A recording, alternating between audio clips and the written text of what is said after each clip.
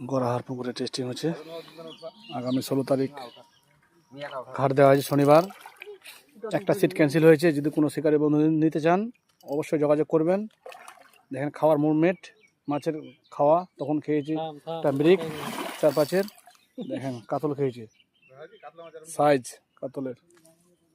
আর মাছকে আঘাত দিব না, ভয় করছে। 75 পিস মাছ ফেলাইছে পুকুরে, মাছ খাবে কি না সেই জন্য টেস্টিং করা, অন্য কারণে নয়।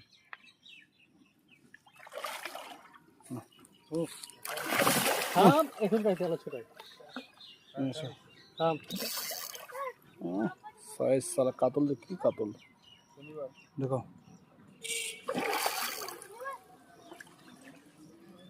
নতুন নতুন কাতল খাইছে এটা।